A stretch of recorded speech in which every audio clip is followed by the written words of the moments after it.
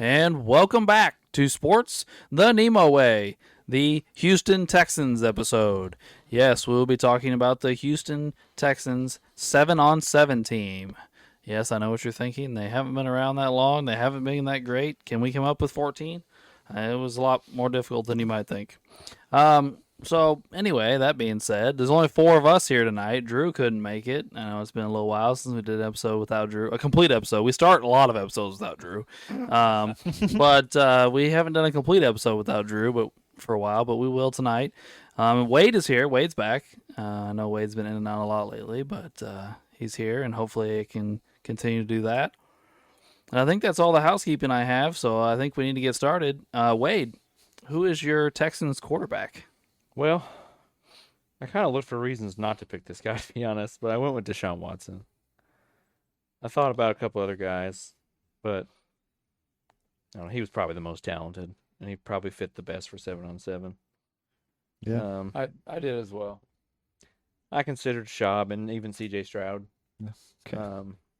But yeah, I mean, sorry, excuse me. He was there for 4 years. Mainly played 3 full seasons there. Had 3 really nice seasons. His career's kind of fallen apart since he left. Definitely. For a lot of reasons. But yeah, he had some pretty amazing years there. His last year there, he led the league in passing yards with over 4,800 while throwing for 33 touchdowns and only 7 INTs. Year before, 3,800 yards, 26 TDs, 12 INTs. Year before that, 4,100 yards, 26 touchdowns, 9 INTs. So pretty great 3-year stretch. Took the Texans to the playoffs a couple times, which for them was kind of a big deal. Won 11 and 10 games in back-to-back years. On top of being a good thrower, also ran. Was a good athlete. The 3 full seasons he played, ran for anywhere between 413 to 550 yards. And ran for anywhere from 3 to 7 touchdowns a year. Yeah, so made 3 Pro Bowls there. So just thought he was the most talented guy. So that's who I went with. Okay. Fair enough. Well, Uncle Doug, you said you had Watson as well, right? Yep, I did. Well, then I guess we'll talk about or go to Ray. Ray, who do you have as your Texans quarterback? Yeah, I didn't pick Mr. Civil Suit, so I went with C.J. Stroud. I don't have him either. I thought about CJ. Been there 2 years. Okay. Been there 2 years. He's accumulated 7,835 yards, 43 touchdowns, 17 picks. Let's see, 63.5 completion rating.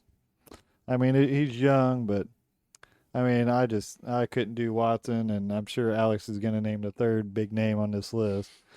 So, I mean, as much as I like probably the next guy, I don't like him as much as Stroud. I'm not gonna lie, I like Stroud. Yeah, I like Stroud. I had stupid high hopes for him this year, and he did nothing but disappoint. Yeah, but, he kind of crapped. Yeah, but his rookie season was stupid impressive. But yeah, no, CJ Stroud's a quality pick. And like Ray said, I got another guy that played there a while. I have none other than Matt Schaub, who made a couple Pro Bowls there. Led the league in passing yards 1 year, while also in Houston. Matt Schaub was like him and Andre Johnson and like Brian Cushing were like the only 3 players that a football fan could name on the Texans for a while, and they even made the playoffs. And I just thought I always liked Matt Schaub. He was just like, guys, we're down 30. I'm going to chuck the ball around. We're going to see what's going to happen. So I was like Schaub, and so I put him on my team because they don't really have any great quarterbacks. So, and he played there for 7 years. Like I said, made a couple Pro Bowls and made the playoffs. Yeah. So there he is. And that being said, Wade, do you have our first position player for us? Yeah, I'm with Andre Johnson, I also Yeah, have me Andre too. Johnson. the greatest skill position player in their history. Just got in the Hall of Fame, actually.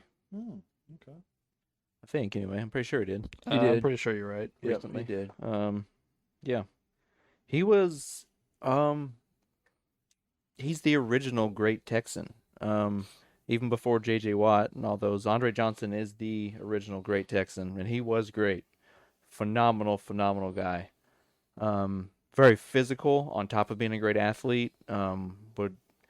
Could run routes. It was just a great all around receiver. There's really nothing he couldn't do on the football field. His only limitation was the team he played for, but he also was very devoted to the Texans and stayed there pretty much for his career. At the very end, he came to us for a brief season and maybe I think one other team, Tennessee. For some reason he liked that division.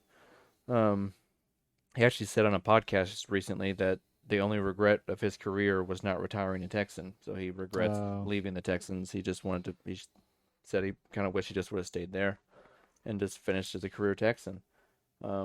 Yeah, and he also just beat the shit out of Cortland Finnegan during a football game. Oh, I remember that. One of the greatest real ass beatings in sports history. Most sports people can't fight, and Andre Johnson appears like he can or could, because Cortland Finnegan did not.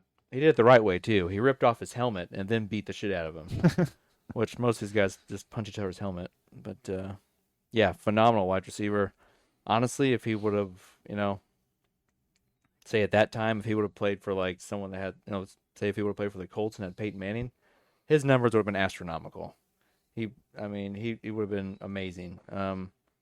He was just on the Texans. He had Schaub for a few years, but it was just.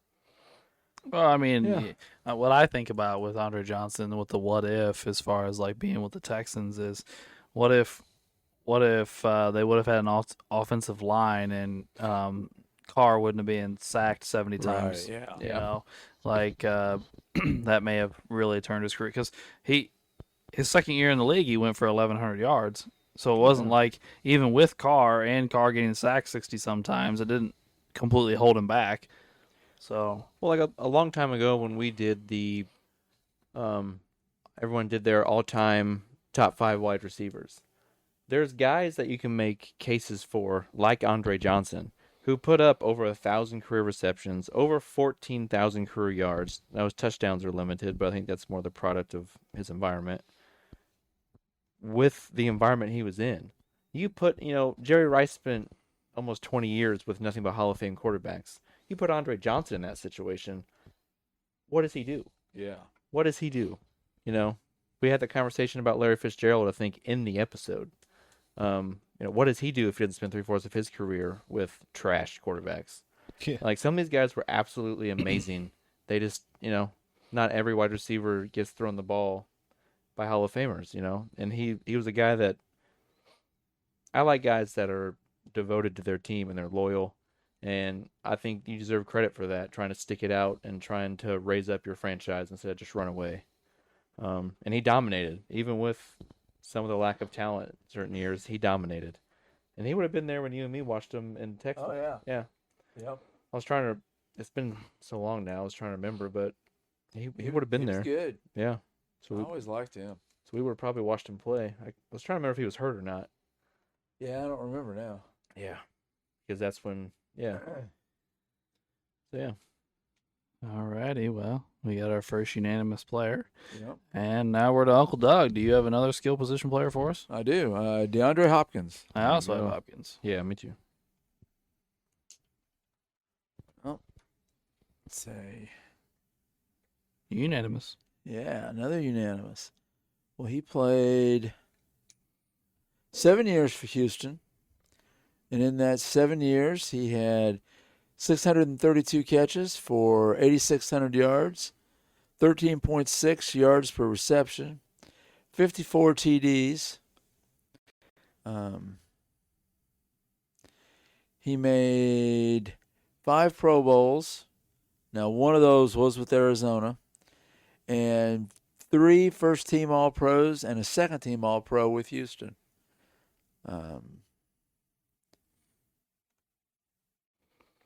Yeah, he was a beast there for a while. Did those two overlap by a year or two?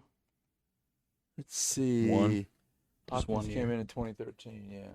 Yeah, Johnson left after like 14, something like that. So. Hmm. So he led the league in touchdowns 1 year. That's about the only league leading thing, but he had some big years. He did. That's the one thing I mean, I guess we get to talk about with Houston is Houston's done a good job over the years of bringing in receivers. They just don't do a lot. I guess receivers and defensive front guys they do a pretty good job with. Other than that, I'm not so sure. But Yeah. all right, well, I think we're around to Ray now. Ray, you gonna keep this streak alive and get us another unanimous? Well, I hope so. He's a youngster, so I don't know if you're going to have any more young guys on there. I got a couple. Okay. So, He's from Michigan. He's a one-time Pro Bowler. He's been there 4 years. He's played 37 out of his 51 games. 218 receptions out of 334 targets. 3,230 yards, 14.8 yards of reception, and 18 touchdowns. I went with Nico Collins. I also have I have Collins. Nico as well. me too. Before he got hurt this year, he was the best receiver in the league. He was destroying everyone else in receiving yards. Yeah. They had some really, really bad injury luck to their receiving core this year. Collins got hurt. Tank Dell, like his career might be over. That was Oh, yeah. really nasty. Forgot about Yeah. Dell. And Yeah. then what's his name? Diggs tore his ACL. Oh, Yeah. yeah. Yeah, it's like, geez, you guys had three premier receivers, and all three of them got hurt. I think Yeah. even Mixon missed 2 or 3 games. Yeah, I think Yeah. you're right. They Yeah. did. Yeah, that offense was in shambles. But Collins for a came while. back for the playoffs, right? He was He the one did. that. Collins was back. Yeah. He missed like 4 or 5 games in the middle of the season, I think. Mm. He was on one of my fantasy teams. Like pulled a hammy or something. He's good though. He's good. Indeed. Indeed, indeed.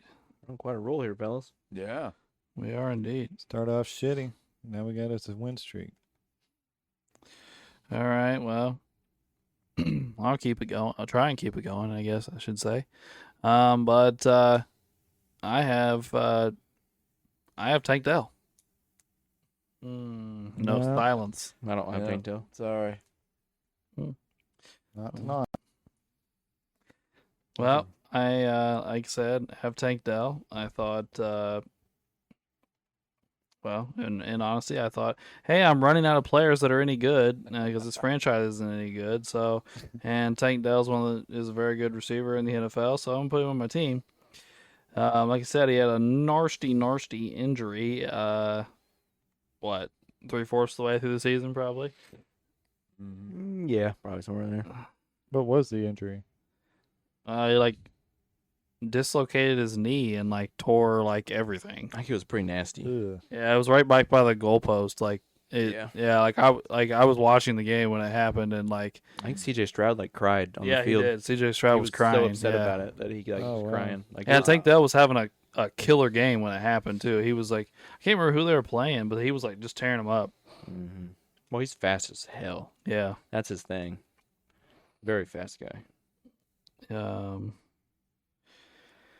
But yeah, and you know, I mean, I hate to keep going back to this, but it's just such a great thing, you know. But he was born in October, so I Hey, mean, there you go.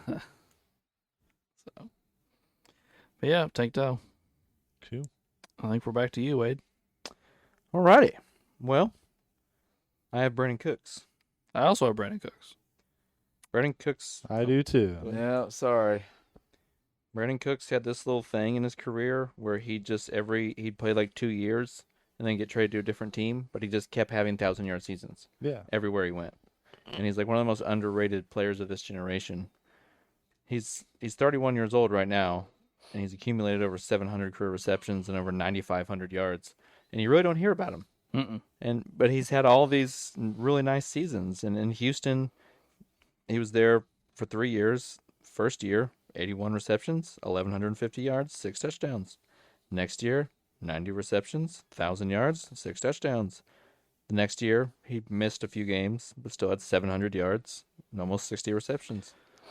And then he got traded to Dallas. But Where in Dallas, his biggest problem is he can't stay healthy. yeah. But I mean, he had 1,000-yard seasons for New Orleans, New England, the Rams, the Texans. He just keeps getting shopped around. Mhm. But Yeah, he's he always bounces around a lot. always productive. Always was very he good. there for your Super Bowl win? Trying to think whether. I think he would have been early. Yeah, I think he was gone by then. He was there when they went with Goff. Yeah, I think he Oh. was with Goff, but not with Stafford. Okay, because Yeah. he also lost the Super Bowl with New England because he played with them when the Eagles beat him. Yeah. Okay. So so he's lost 2 Super Bowls. That's gotta be rough. Yeah. Yeah. Yeah. Just a very, very good underrated guy. Yeah, another Yeah, another he is really good. fast guy. I Yeah. considered him, but he didn't quite make my list. Well, I think we're to you, Uncle Doug.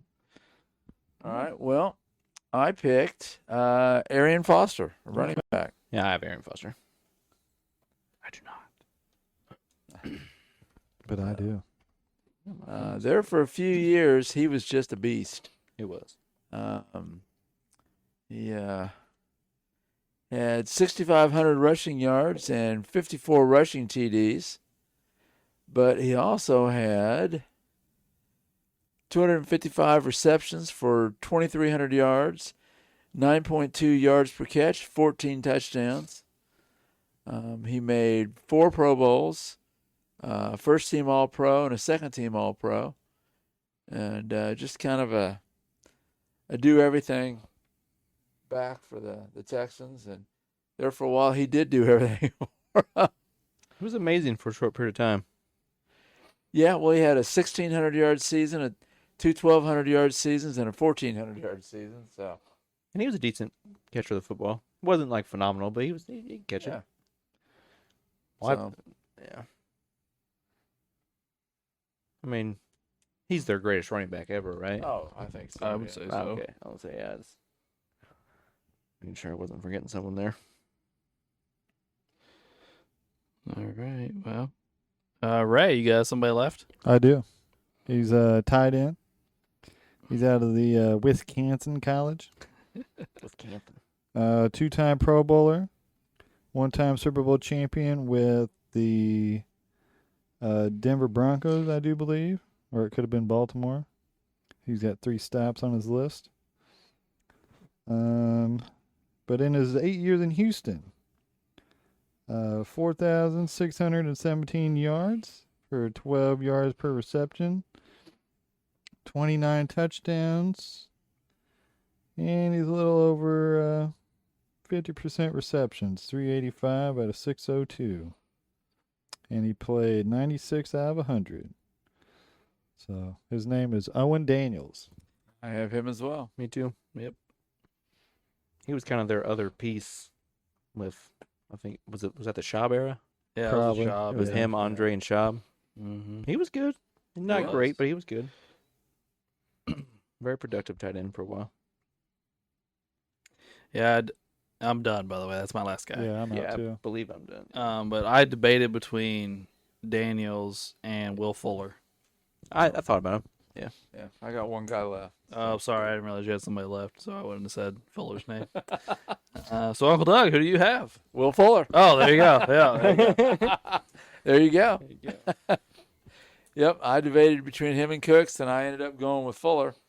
But, I mean, Cooks is awesome as well. Fuller's got 213 catches for 3,100 yards and 24 TDs. No Pro Bowls or anything, but for a few years there, he was pretty solid for the Texans. Played there 5 years.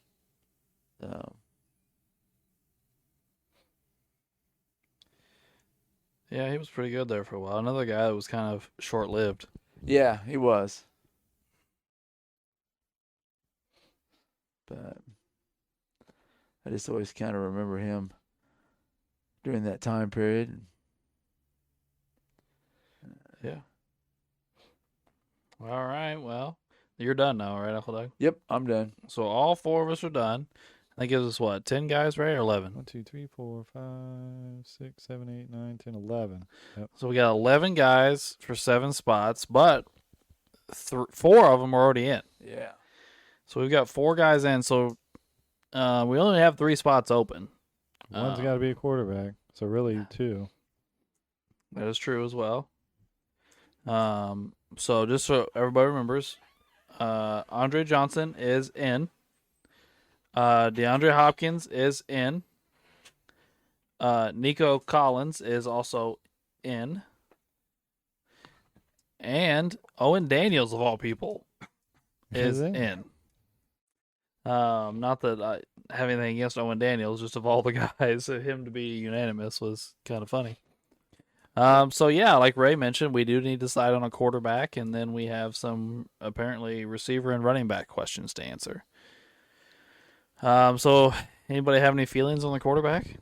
I mean, Watson might have had a good stint there, but when you have the amount of civil lawsuits against you outweigh the amount of good Texans that's been on the team, I can't really put you on the team, dog. I just can't do it. You're taking a moral stance here, huh? Moral, yeah. We put O.J. Simpson on the Yeah, but the glove didn't fit. He got out all his too. Oh, that's good. That's good. I like it. The glove didn't fit. I really don't care which one we choose. I'm not gonna. Yeah, I mean, about I don't it. really either. but- Watson's the best one. Yeah. He is. He's the most athletic. He has the better numbers. I don't know. I just look at his fucking face and just think, what a fucking creep. I will say this. Watson right now for me irritates the shit out of me, and has nothing to do with the lawsuit stuff. It's the fact that he pretty much just forgot how to play football. Yeah. And Yeah, it blows my ever loving mind because first off, when he was at Clemson, I loved Sean Oh, Watson. I did too. And even his first couple years in the league, I was like, man, teams are lucky he plays for the Texans. If he would have gone to the Chiefs instead of the Texans or one of these other teams that were drafting a quarterback that year, he could be tearing the league up.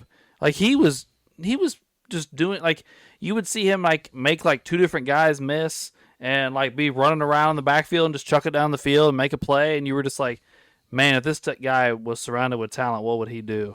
He was an athletic quarterback that Oh yeah. that knew when to run. He didn't just run around. He didn't get himself hurt. Well, he did get hurt a few times, but that's mainly been with the Browns. But he ran when he needed to, but he used his arm. He had that right balance. Mm-hmm. A lot of guys that are really athletic, they run way too much and they get hurt, and then they don't develop as much as a passer. He wanted to be a great passer, and he was with the Houston for a while. And then as soon as you thought you had him, he'd take off running for like a 20-yard gain. You're just like, what do I do with this guy? But Yeah. and now he just sucks. Yeah. Yeah. He is the definition of a Cleveland Brown. By the way, I just want to God. point this out. His second year in the league, he was sacked 62 times. Jeez. What numbers did he still put up? 4,100 yards and 26 touchdowns and 9 picks. That was the other thing. When in the draft process, the big knock on Deshaun Watson was he throws too many picks. He's gonna throw a ton of picks in the NFL. That was the big thing you heard about him, and that's why Trubisky ended up being this number 1 guy because everybody was afraid of Deshaun Watson's interceptions. He only has 1 year in his whole career where he threw double-digit interceptions. Yeah. Is that the year Yeah. he threw like 33 touchdowns? No. No, it wasn't that one. The year he threw 33, he only threw 7 picks. Damn, that's nice. That is nice. And every year he ran for 400 or 500 yards and more touchdowns. Jesus. I mean, but I'll be honest with you, he's no Matt Schaub. I mean, let's If be you two honest. can agree on Schaub or Stroud, I'll jump ship. I don't care. Yeah. I looked at Stroud too. I like Stroud. I like Stroud as well. You else want to agree on Stroud? He's probably going Yeah. to be their greatest quarterback in a few years. I'm cool with that. Go to Ray. Let's do it. All right. Yeah. All right. Go to Stroud. Let's We'll go see you, Stroud. Deshaun, and Yeah, see you, get Matt that. Schaub. But I got my Schaub business out there, you know. True, true. Everybody heard Right. Schaub. Schaub was their first good quarterback. Yeah, he was. Yeah. Well, I will come off Will Fuller and go to Brandon Cooks. There we go. Oh, there we I go. like it. Cool So, for because Cooks. I seriously considered Cooks, so we got Okay. him in.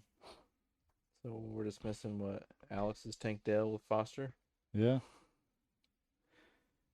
Bring it on home, Alberta. Yeah, sure. Dun-dun-dun-dun. No Tank Dell. We're going to Foster. Dun- Actually, a good Dun-dun-dun. offense. That's actually a really good offense. It is. Yeah. That's a lot of skilled players.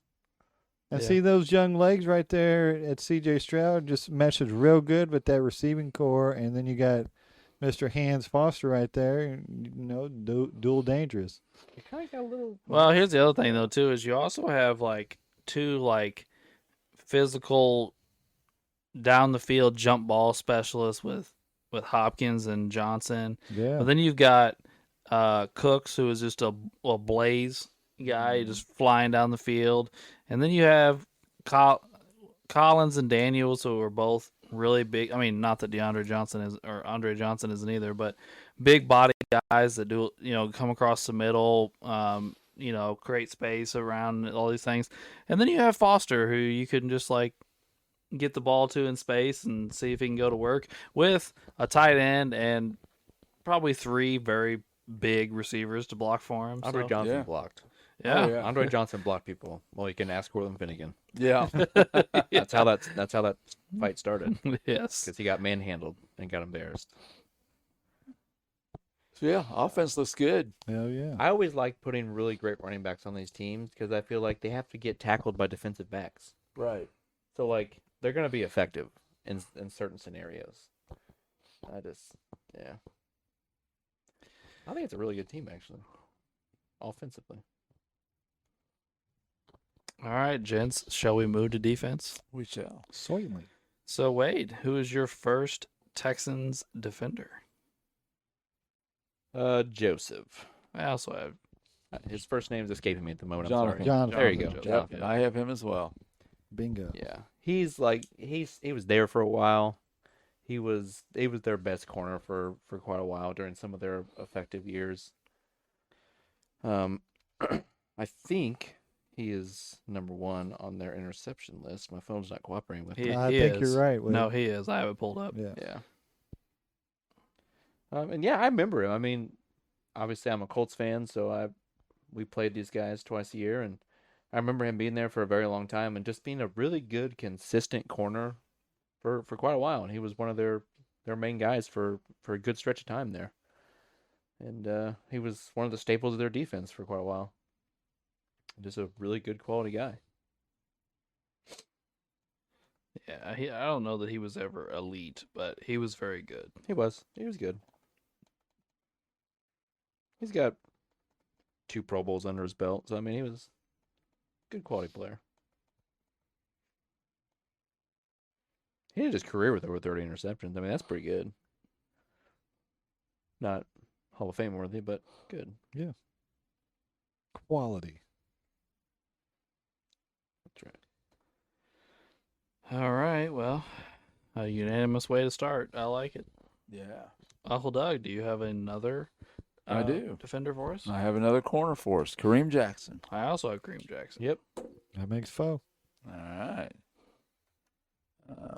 Played from 2010 to 2024, and the first 10 years was with Houston.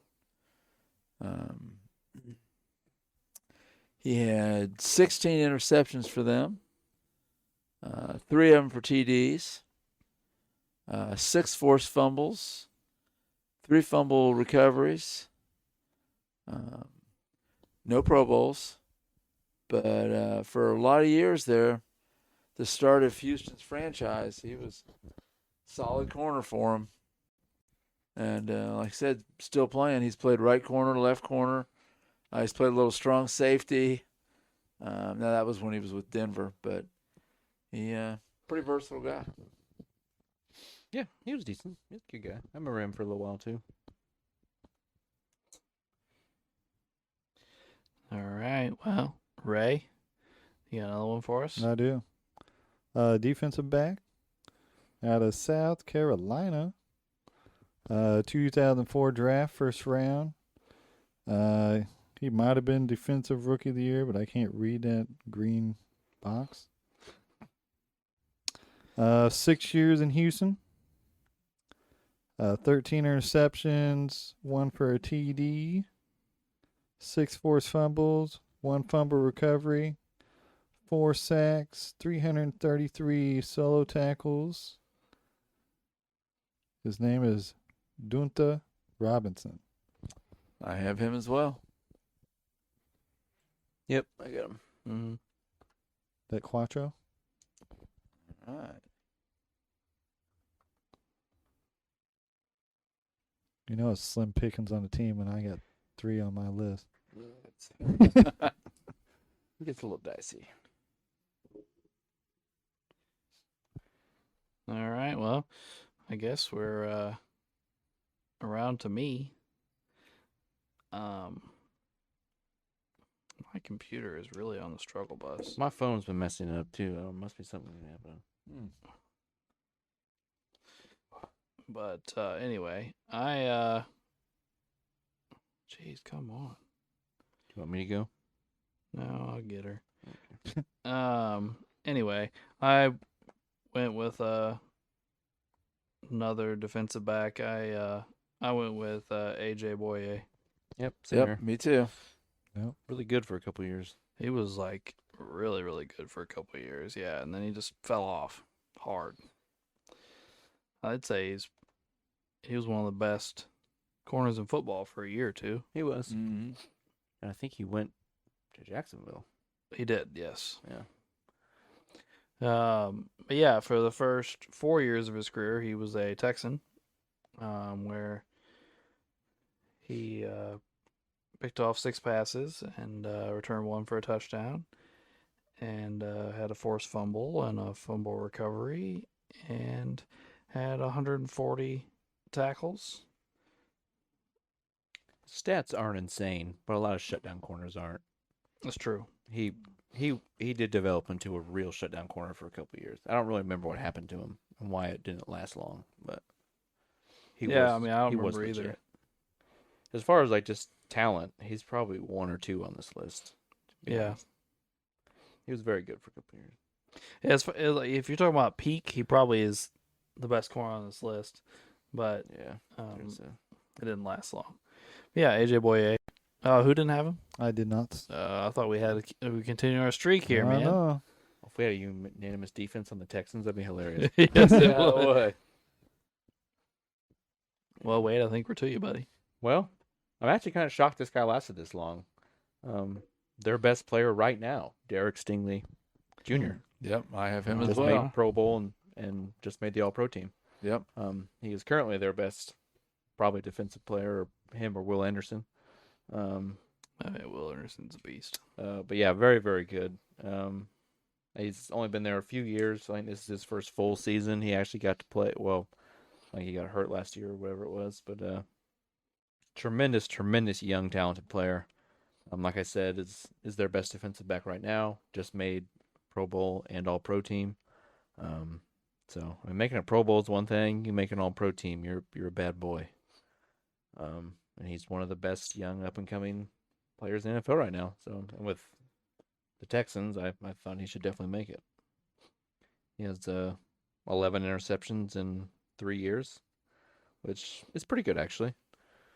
Pretty productive, and yeah. Just a up-and-coming badass guy. Did his pappy play? Because he's got a junior at the end of his name. I don't know. It doesn't say on his relatives list. It says his grandfather is Daryl Stingley, Yeah. who did play in the league. Yep. Okay. Played 5 years for New England as a receiver. Wow.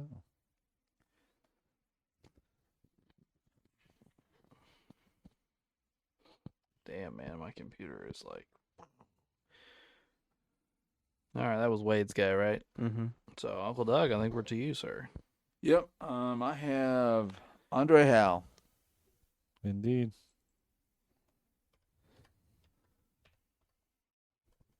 So he played for the Houston Texans from 2014 to 2018.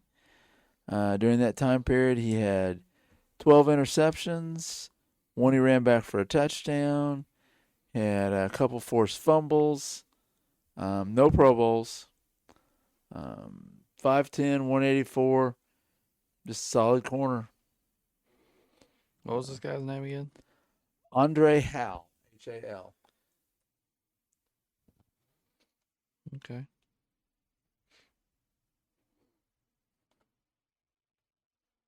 Fair enough.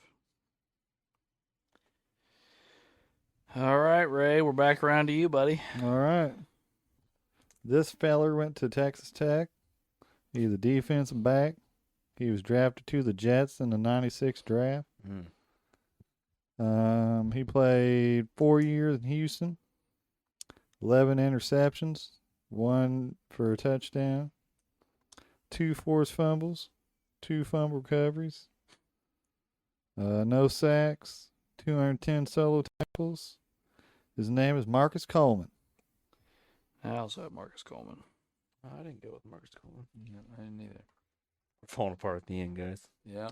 Just I'm like not, the I'm not Texans. surprised. Just like the Texans. Yes. Who was it? That's stupid. Who was it? The Chiefs? They were up like 24-7 on a couple years ago in the playoffs and lost. Was it 24-0? Maybe it was 24-0. Might have been. But yeah, it was because that was one of the. Because that year the Chiefs won the Super Bowl, was it their first or second one, or whatever it was, and they came back from behind in every single playoff game or whatever. It was some big thing at the time. I don't remember. Oh, fucking They came. Chiefs. I think that was the year they came back and beat Josh Allen in 13 seconds, and they got Watson or I don't remember. It was something like that. Throwing them quota flags. All right. Well, I guess we're around to me again. And I went with Aaron Glenn. Indeed. So did I. Yeah, me too. He's All been right. he's been in the news here recently for becoming a head coach of the Jets. Yes. Right. Oh, yeah. He actually played 8 years with the Jets, so I guess maybe that's why he wants to coach there, because I don't know why anybody else would want to coach there. You see his press conference? No, I did not. Oh, well, he was like, I won't do it justice. You need to watch it, I guess. He's pretty much told everybody that he's proud to be the Jets coach, and that's the job he wanted, and he wasn't leaving that interview without a contract, and that he's going to bring the Jets back to Prominence. yes. And he was like, he even got claps from the reporters in the press conference. Like he was like pumping himself up and like trying to pump everybody up in the room, and like he was like raising his like. I dug it. So almost I like Aaron. He was almost trying. like a Campbell Right. for the Lions. Well, Yeah. What I was watching the Rich Eisen show, and he's like, "Well, reminded me of Rex Ryan." That's the last time they were successful. Yeah. So maybe it'll work. I hope so. It'd be nice. Just get rid of Aaron Rodgers and Yeah. find somebody to play quarterback. What a mess. Yeah. Torn Achilles, and then this drama fest that was last year. Well, I guess here's my thing with the Jets though is like, you need to believe that to come in and be their coach, and if you wanted to be the Jets coach because you played there and want to turn them around or whatever, that's great and all, but that's a chore. I'll give him one thing. They have a fuck ton of talent on defense, and he's a defensive coach. That is true. So But their defense has been good for years. Oh, yeah. they sucked last year. Yeah. They fell apart for some reason. I don't understand why. Well, they were pretty solid until they fired Saleh. Yeah. Yeah. And And then we as all soon as he left, they were just and, crap. and we know Saleh can be a good defensive coordinator. Right. Well, he's right back to San Francisco. Yeah. And he's going to turn that around. You know what the sad part is? Everyone was, talking about Aaron Rodgers and the year he had and stuff. Technically, it's like the best quarterbacking year the Jets have had in like 20 years. It really is. Like he threw for like 4,000 yards and like 28 touchdowns. When's the last Jet quarterback to do that? Sanchez never got close. Yeah. Wilson, it's not like Wilson got half of that. What did Favre do the year he was there? Threw 22 touchdowns and 22 interceptions. Did he really? I think so. I'm pretty sure That that's sounds like Favre. He didn't do well with the Jets. He tore it up with the Vikings, but he sucked for the Jets. I mean, I guess probably if we're going to look at a decent Jets quarterback season, it's probably going to be Chad Pennington, isn't it? Right, yeah. They brought back to Pennington. And he was just like an efficient monster. He wasn't Right, like he wasn't going to get you 30 touchdowns. He was just going to be super, super efficient, which I'm sure he probably had some decent stat years. But yeah, like Aaron Rodgers had like around 4,000 yards, like 28 touchdowns, like 13, 14 interceptions, and it's the best Jets season since maybe Namath. Like which I'm being kind of sarcastic, but I really don't know. It might be since Namath. I don't know. I think Namath is the only Jets quarterback to, or maybe he's like one of two to throw for 4,000 yards or something. I don't know. Hey, so who's this goofy bastard the Jaguars got as their head coach? I don't. Tampa was know offensive much coordinator, about him. and that's who they hired, right? Tampa Bay's. Oh, probably, yeah. He's the one that flip flops, right? He's different, yeah. Yeah, because I keep seeing that clip of Duval. Yeah. I think more than anything, he's just cashing in for turning around Baker Mayfield's career. Yeah. Oh. Yeah, for sure. Which, truthfully, I think Sean McVay did that the year before. Yeah, I agree. I think the Rams and McVay did that the year before. With the Jets, Brett Favre threw for 3,400 yards, 22 touchdowns, and a league-leading 22 interceptions. Well, I guess if we're talking about these guys, I mean, what about Testaverde? He threw. yeah. I think he threw for a fuck ton of interceptions too. I think. Old green balls. Is that what the girls called him? Well, I was going to take the conversation in a new direction. well, I hate to do this, but I just said his name and then we went off on a tangent. I didn't actually discuss Aaron Glenn. Oh, yeah. Oh, okay. All right. I will do that real quick. He only played 3 years in Houston, but in those 3 years, he had 11 picks, returned 2 of them for touchdown. He also had two forced fumbles and 1 fumble recovery. He had a sack. He had 166 tackles. I would just say another really solid corner. That played for he was small, but they played for the Texans, so he made my list. He made one of his 3 Pro Bowls there. I think his Yeah. other 2 were with New York. But, yeah. And he's, like you said, he's done a pretty good job in Detroit as a coach. So, Yeah, he got a lot out of that defense, especially this year for all the injuries. by the way, things aren't looking good for Detroit. They lost everyone. You lost both coordinators, and then the coordinators have started now poaching coaches, position coaches, to be their coordinators. Yeah. And it's like, man, so Campbell's going to be stuck there with a bunch of really lower level coach because he's promoting guys now. Right. But yeah, what's his name that went to the Bears? Johnson. That's right. Ben Johnson. Yeah, Ben Johnson took Antoine Randall L with him, Oh.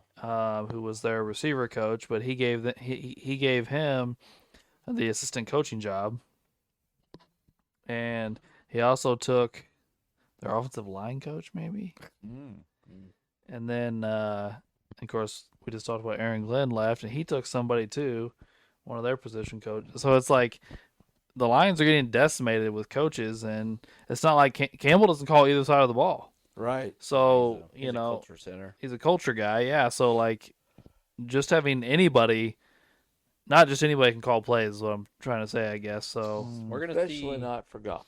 yeah, We're gonna see how important Ben Johnson was this year. Yeah. indeed. That's gonna be the big one because he's supposedly been the mastermind behind this offensive juggernaut that's been the Lions for 2 years. So we are going to find out.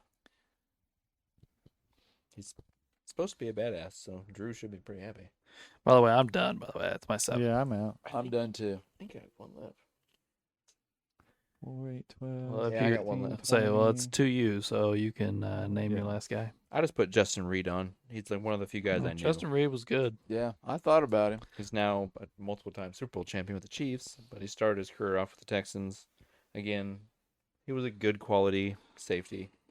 I mean, the Chiefs went out and got him because he was fairly good with the Texans. Again, I don't think he has any All-Pros or Pro Bowls, but he was good. Good quality guy. Got 7 picks in like 4 years. Had some pretty nice tackle numbers. Yeah, like 315. Yeah, I think he had multiple seasons where he's in like the mid to high 80s in tackles for a safety, which is pretty good. You know, he's a good, decent guy. Kind of fits in with the rest of these crazy turds. Well, that is we have what, 9 guys? Yeah, for 7 spots. That's not bad. And 1, 2, 4 of them, 5 of them are already in. Yeah, got 5 in. Wow. So Ray, what do we got to do to get you to AJ Boye? I don't know. That's me leaving some people in the dirt here. Who's got Hal, me, and Doug? Yeah. Who's got Coleman with me? Me.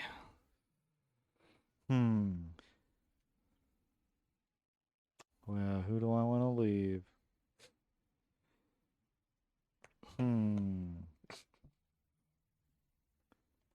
Might have to flip a coin here, boys. That good, huh? No, not really. I'm leaving Coleman. All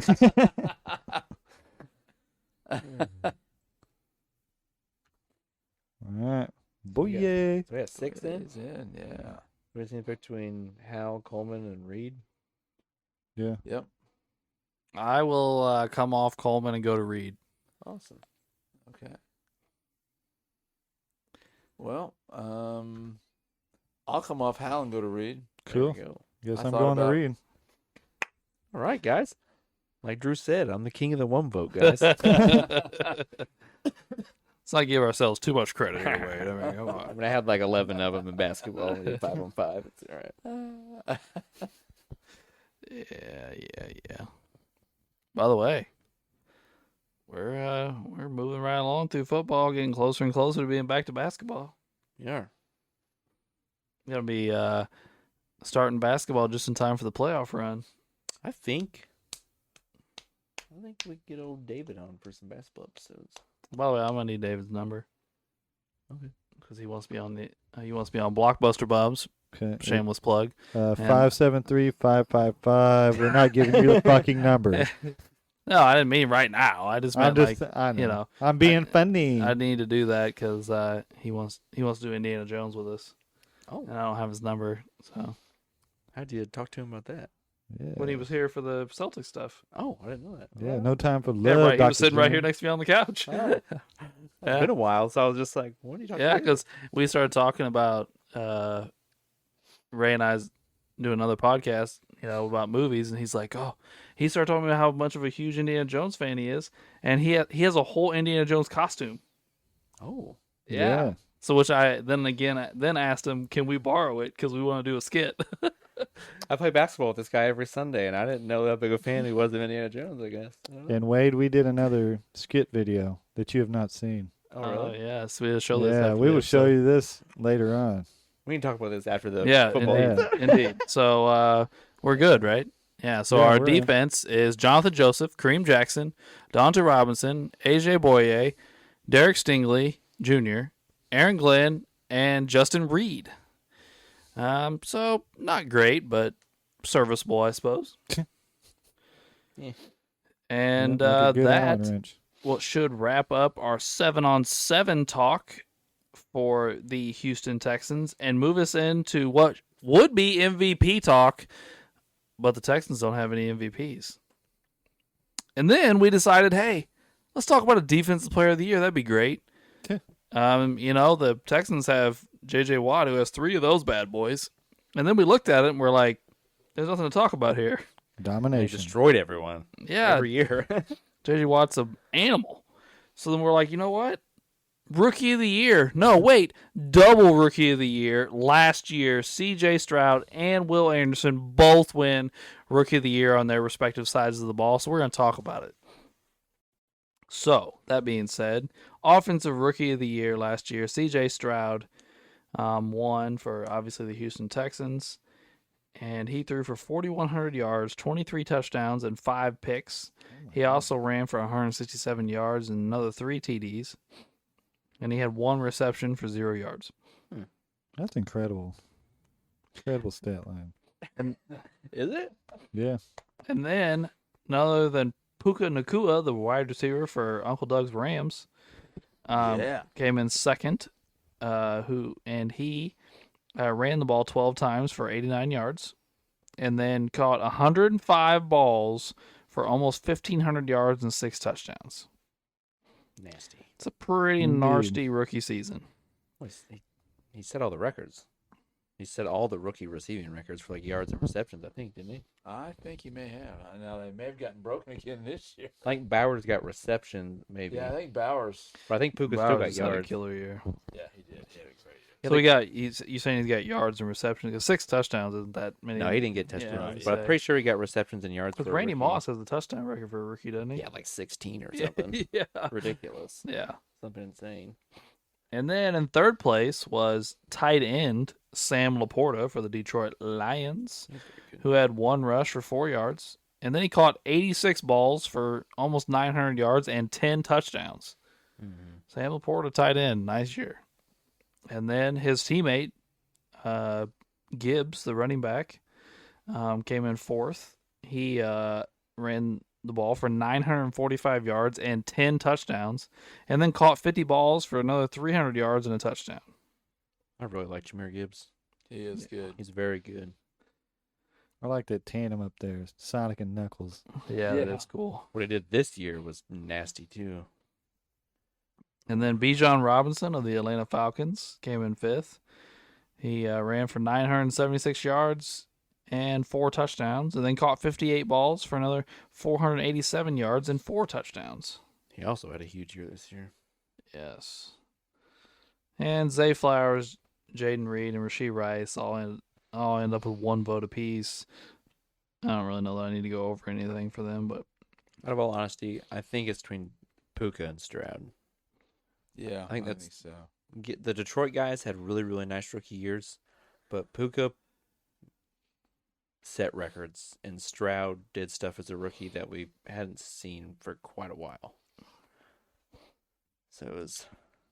well, what killed me about Stroud was the fact that he not only threw for 4,000 yards as a rookie and 23 touchdowns, and led a team that we didn't think was going to be any good to the playoffs, but he only threw 5 picks. Yeah. It's pretty nice. And rookies a lot of times go throw picks in bunches, just trying to figure out how to play in the league. Mm-hmm. Well, some people even said that they think... Well, Houston was just... we talked about the injuries earlier. That they were decimated with injuries.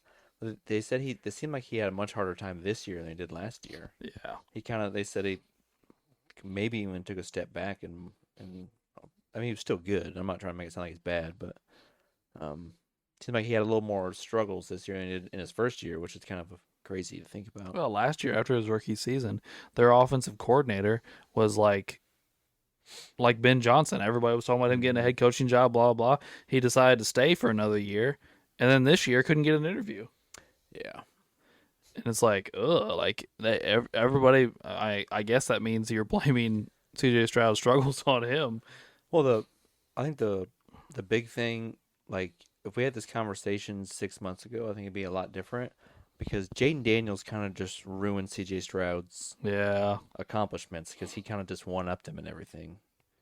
He put up really nice passing numbers while running for a ton of yards. Like 800 yards, I think. And was 1 game from the Super Bowl as a rookie. Yeah. So it kind of, we were like, oh my God, CJ Stroud did this amazing thing as a rookie that we haven't really seen as far as production and going to the play. We've seen rookies go far in the playoffs, but they were shitty game managers like Roethlisberger. Like, remember when Roethlisberger rookie year, they won 14 games straight or something, and they went in the playoffs, but that defense was amazing. And they won the Super Bowl the next year. But again, he was also a game manager. I mean, Russell Wilson. Yeah, like these guys. Even Brady. Yeah. But like, honestly, I think Russell Wilson was probably more productive than Roethlisberger because Russell Wilson at least ran. And I think he threw for like 20-some touchdowns or something. Roethlisberger, I think, was really just just a game manager. Like, just don't turn the ball over. We're only giving up 12 points a game. Like, go. Hand the ball off and throw it to Hines Ward a couple times. Like, Yeah. Well, that was back when they had 2 backs. They had Willie Parker and Jerome Bettis, so they were like running the hell out of the ball. yeah. Roethlisberger's rookie year, he went 13-0. Like, Yeah. so there you go. But he threw for 2,600 yards, 17 touchdowns, and 11 picks. I mean, that's not blowing Yeah, anything out of the that's- water. And the next year, if that's the year they won the Super Bowl, It was the second year they won the Super Bowl. he threw for 2,300 yards, 17 touchdowns, and 9 picks. That's Ugh. Yeah. kind of pretty- underwhelming.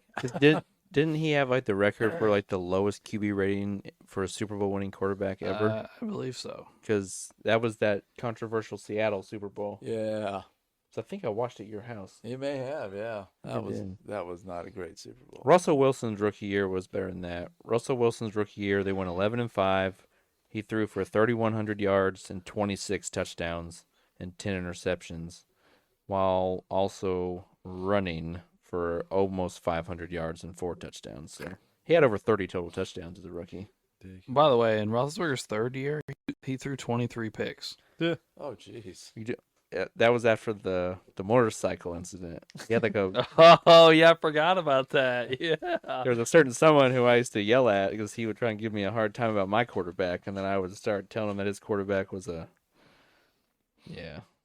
And then after that, Roethlisberger's career kind of took off. Yeah. And he started actually putting up numbers for a while. The second Super Bowl they won, he was good. Yeah, he was. Yes. He was very good. I don't remember what year The one that in was. Arizona. Yeah. 09, Was it something 09? like that. It was 08. 08. Yeah. So in 08, he threw for 3,300 yards, 17 touchdowns, and 15 picks. He took a step back in 08. What was he before that? The year before that, he threw for 32 touchdowns and 11 picks. Well, he played well in the Super Bowl, didn't he? Let's look. At least I know at least had that throw to San Antonio Holmes. Right. Gosh, dang it. Was he hurt that year when he had 17 touchdowns? No, played 16 games. How do you go from 32 to back down to 17? They went this is the playoffs, not just Super Bowl, but in the playoffs they went 3-0. Obviously, he had a 60% completion percentage. He threw for 700 yards and 3 touchdowns and 1 pick. Not So bad. nothing too crazy to write home about. But let's see if I can pull up Super Bowl here. I'm actually kind of surprised with Russell Wilson. Well, I know they scored at least 1 defensive touchdown in the Super Bowl because that was the James Harrison dive in the end zone. Yeah. Right. So there's that. Roethlisberger went 21 for 30 for 256 yards, a touchdown, and a pick. He was sacked 3 times. That's kind of his average. Yeah. What year was it we said he won? They won that first one. It would have been like his second year, I think. Because they had that big undefeated streak his rookie year, but then they lose in the playoffs to someone. And then I think they win the second year. Because those, Yeah, that was Jerome Bettis' last year. yeah, it was the Super Bowl was in Detroit, where he was from, right? Yeah. I think. Something like that. It's weird. Damn. Losing it here. One Super Bowl in Seattle. There we go. Or against Seattle, sorry. He, in that Super Bowl, Roethlisberger went 9 for 21 for 123 yards, 0 touchdowns, and 2 picks. Yeah. He was sacked 1 time. He had a QB rating of 22. Ooh. Oh man. Yeah. He ran the ball 7 times for 25 yards. He did run for a touchdown. Who cares? That's terrible. The QB rating of 22. So I think so. He probably does have the lowest QB rating of a Super Bowl winning. He may have the lowest QB rating in Super Bowl period, not Yeah. just by winners, by period. Yeah, that's just. Oh man. What was That's the terrible? What was the controversial play in that Super Bowl? Something happened. Was it he fell down on the one and then crawled in the end zone or something? No, Or that something, when he or- fell down on the one, that was when he fumbled and like made that shoestring tackle on somebody right there at the goal line. Remember that? Yeah, I think there was something about. He made a shoestring tackle against us in the playoffs. Oh, that was you. Was that you guys? Yeah, it was a missed field goal. Oh no, it was a. He tackled one of our cornerbacks and that like won the playoff game against us. Oh, I don't think it was him. I mean he did. He made the tackle, but I mean I think Bettis fumbled. Something And weird happened. Roethlisberger like grabbed the guy's foot and like it was like you saw it like he barely had the hold of the guy. Well, but I think you're right. I think there was a deal where They said he scored and he didn't. He like fell down like this far short of the goal Yeah, line, and then and they he, called like, it a crawls in. touchdown. Yeah, because then the ref came out later and said that he blew the call. Yeah. Like he said that he messed up the Super Bowl that year. And there was another, and I think it had something to do with the turnover that should have gone Seattle's way and didn't. By the way, I just want to point this out while we're on the air. Josh Allen got the first down.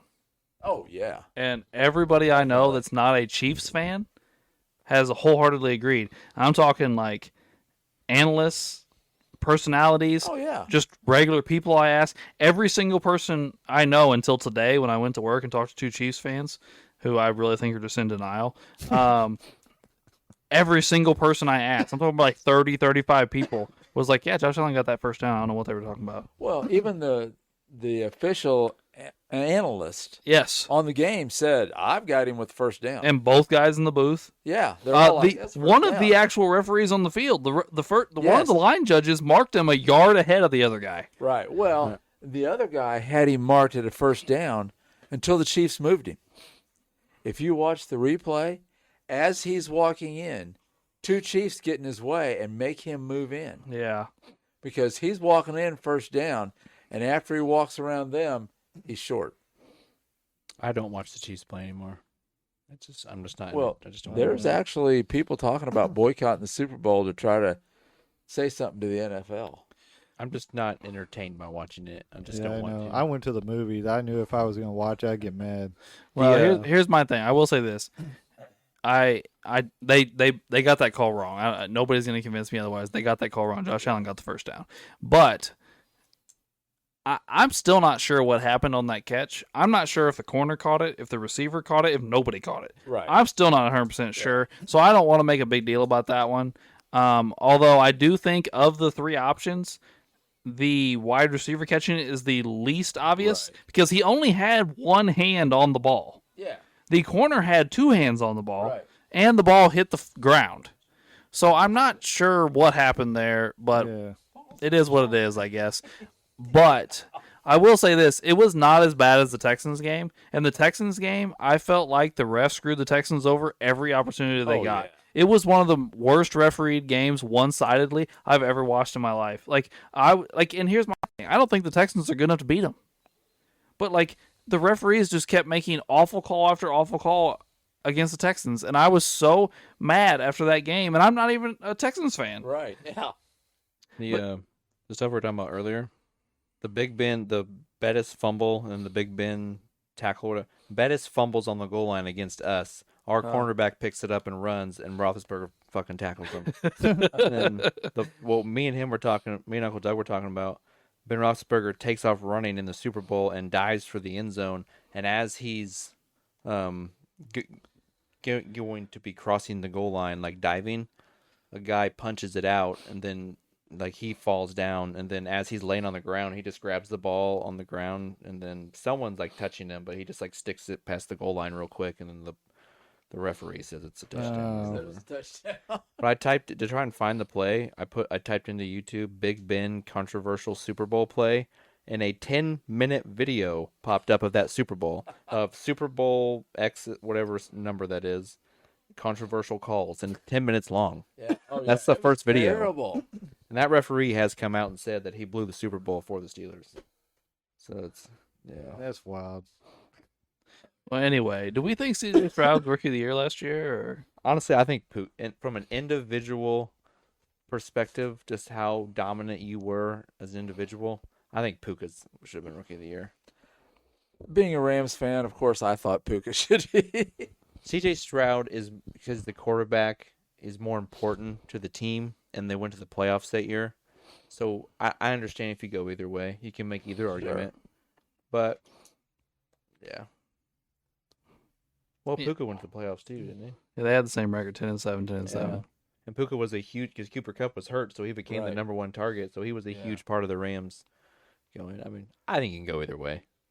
But they both did amazing things as a rookie. Great seasons They for did. both of them. Yeah. I like them both. I think I would lean towards letting CJ keep it. Not that I have a knock on Puka or anything. I just, Yeah, sure.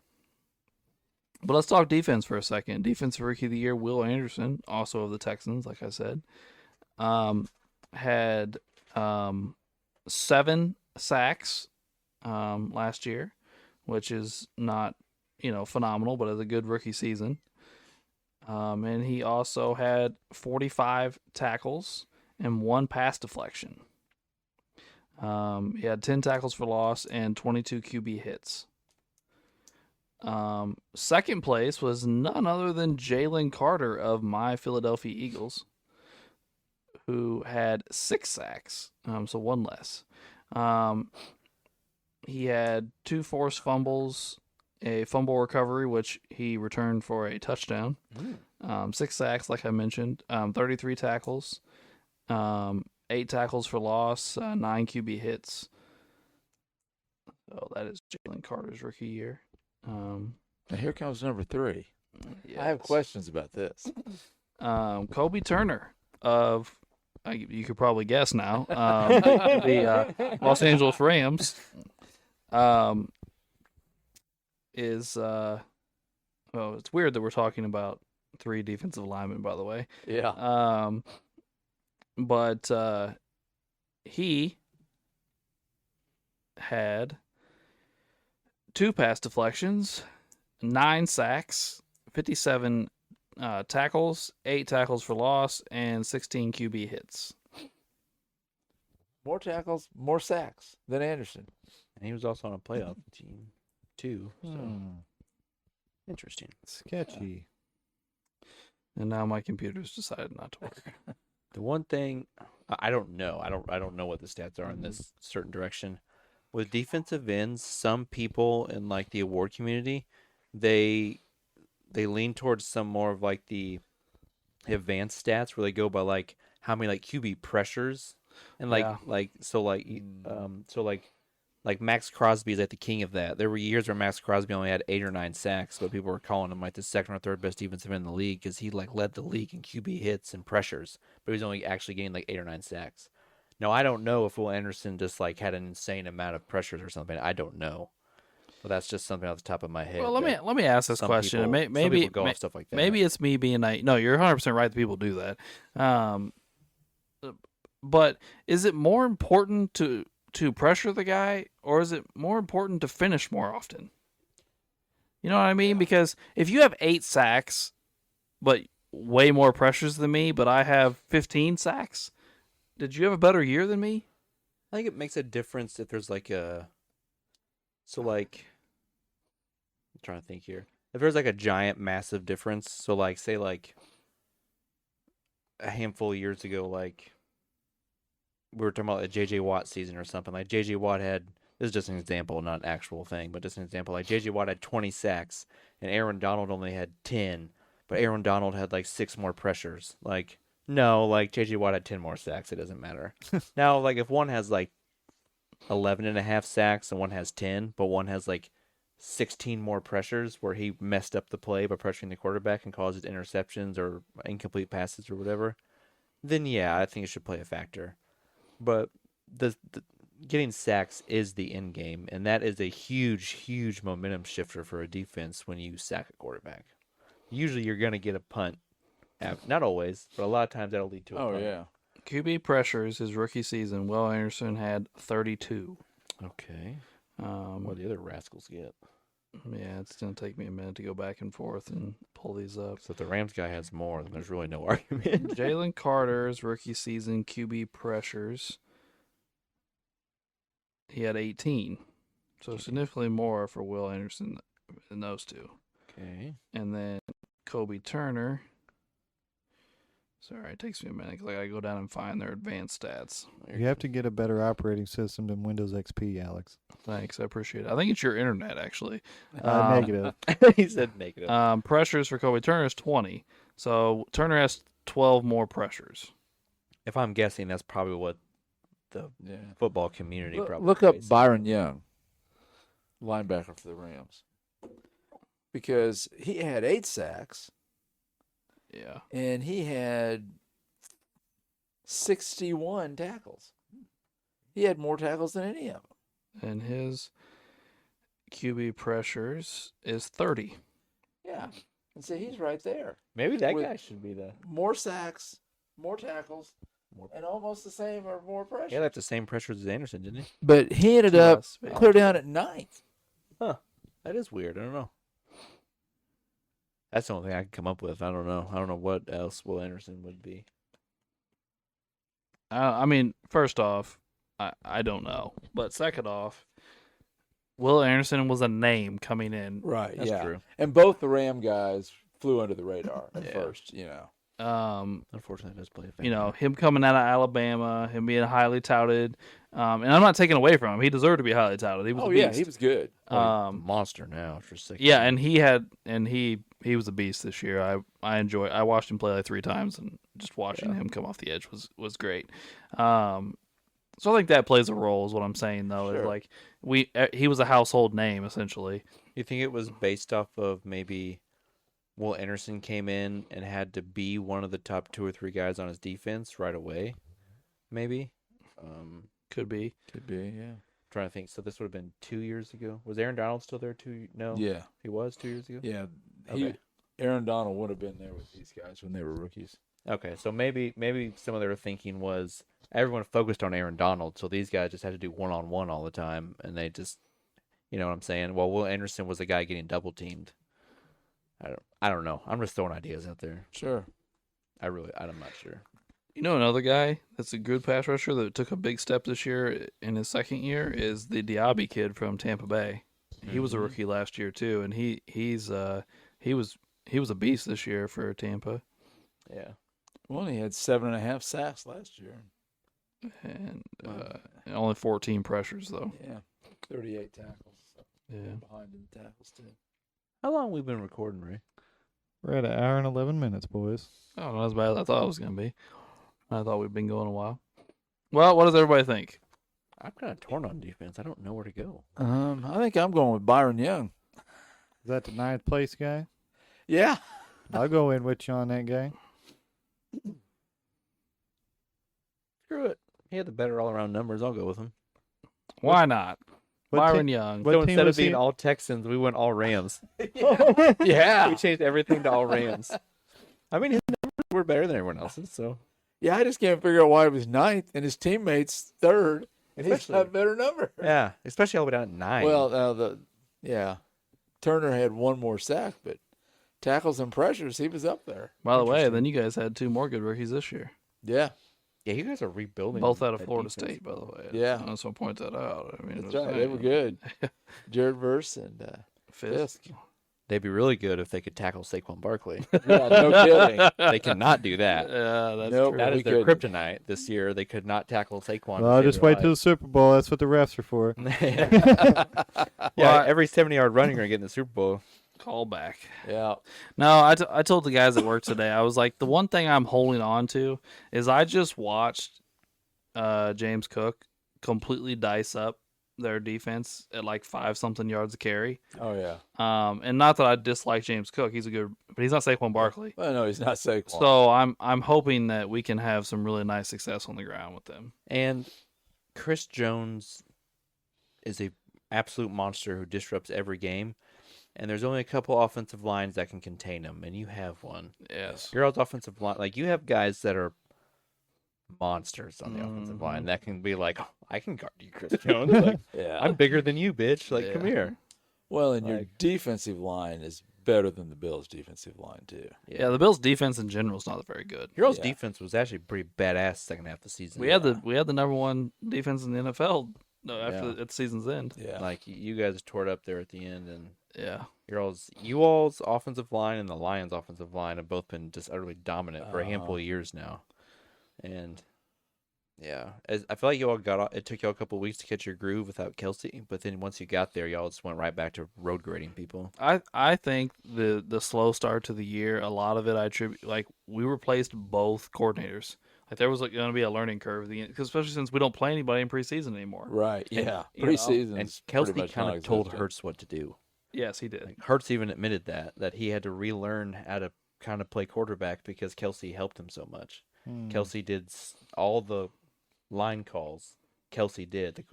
Hurts never had to worry about anything with switching audible with the lines. Mm-hmm. Kelsey did everything. And Aaron Donald went on a podcast here recently, and they asked him, they were like, what was the one team that just always somehow gave you trouble. And before they finished the question, he said, the goddamn Eagles. He said, Jason Kelsey pissed me off every time. He said he would hike the ball and immediately just hit me every time. He goes, and when I would try and talk smack to Jason Kelsey, and Jason Kelsey would just tell me, you're getting double teamed every play, so you just need to shut up and deal with it. And then that's what Jason Kelsey's job was, hike the ball and attack Aaron Donald with the guard. Well, here's my thing is I don't understand certain things, okay? If you're playing against Aaron Donald, or any great pass rusher is what I'm talking about, though. I am 110% going with the Bill Belichick approach. I'm refusing to let you beat me. I'm going to take you out of the game. If somebody else wins and gets 2 or 3 sacks today over one-on-ones, so be it. But I'm not letting you wreck this game. Right. A couple years ago, when Quentin Nelson was utterly dominant, we played the Rams. And we also have a Pro Bowl center, kind of like similar to you all. We had an all-pro guard. We had a Pro Bowl center.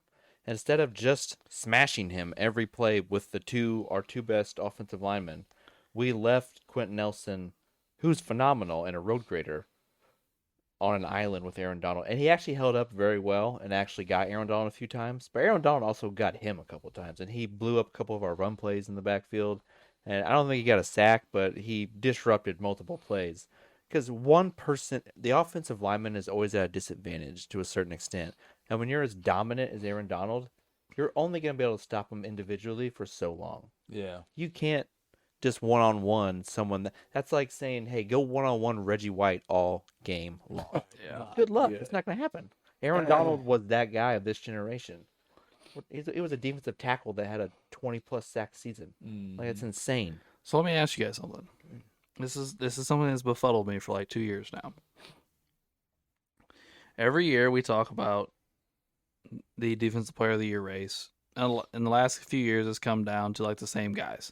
Myles Garrett, T.J. Watt, Micah Parsons. Okay? T.J. Watt, although he puts up better or similar sack numbers to those guys every year, his double team rate is like less than half of theirs. Why is nobody in the league double teaming T.J. Watt? Yeah. Probably because Cam Hayward and Highsmith are all on the line. So maybe they just kind of guess between him and Hayward, maybe. I don't know. Because Cam Hayward's also a freak. He is. I mean, Cam Hayward's a beast, no doubt about And it. Highsmith is not on the level of those two guys, but he's good. I don't know. I don't know the answer to that, though. I guess my thing is, like, I go back to what I just said. Like, okay, yeah, Cam Hayward's good, really good, and Highsmith's good, and, like, all these things, but I'm not letting the guy that gets 20 sacks a season wreck my game. Right. Yeah, he's a monster. Like, I've also thought, I'm not saying the pass rushers shouldn't get Defensive Player of the Year a lot of the times, but we're in a pass-happy league, and there's some utterly dominant defensive backs that wreck games, and we're in a pass-happy league. I thought this would be an era where maybe some of those guys would get more recognition, and it's been the opposite. It's been nothing but defensive linemen. That's I don't know. I found that interesting. Back in the day when there was more running, there was a lot more linebackers. And now it just seems to be just pass rushers. But there's some really, really great defensive backs that I feel like have... Well, Patrick Surtain this year for the Broncos. That defense came out of nowhere and was nasty. And Patrick Surtain shut down one side of the field all year long. He was insane. so, like, last year, okay, Myles Garrett was Defensive Player of the Year. T.J. Watt had 5 more sacks. He had 23 more tackles. Like, I'm going down the line here, and I'm like, he wins in every single category all the way down the line. And the numbers categories: forced fumbles, fumble recoveries, INTs, sacks, tackles, everything. Myles Garrett wins Defensive Player of the Year. I think it was 2 reasons. One, the Browns had this amazing year last year that was led by their defense, and they made the playoffs. And for the Browns, it was a huge, huge deal. The Steelers make the playoffs every year. So the Browns Like clockwork. making this big leap last year, and everyone thought they were this new up-and-coming team. And the Browns winning 11, 12 games and making the playoffs is a big deal for the Browns. So I think that probably factored into the storyline of it. And Myles Garrett's been an absolute monster for half a decade. So sometimes they have like makeup calls, or maybe Myles Garrett 2-3 years ago had this insane year, and they decided to give it to someone else because the Browns only won 7 games. And then maybe this year they were like, well, the Browns were really great this year, and Myles Garrett was still really, really good, probably the second or third best defensive end. So we'll give it to him this year because TJ's already got 2 Defensive Player of the Year awards. I'm not saying that's correct, but that is how some things go in sports. Oh, yeah, it is. It happens a lot, actually. And to answer your stat from earlier, TJ Watt also had 13 more pressures. Nice. I've also think I read this year some advanced analytic that TJ Watt was the best run defender in the NFL this year. By some percentage that they keep track of. I don't know. But yeah. All right, guys. Well, I think we've talked about Rookie of the Year for 30 minutes now. So We didn't really talk about the rookies that much. we didn't, actually. We didn't. We had a good convo. So we appreciate you tuning in for this Houston Texans episode. And we would appreciate you tuning in next week for the Jacksonville Jaguars. Oh, yeah. Blue blood time, boys. Woo. Duval. And thanks for tuning in to Sports the NEMO Way.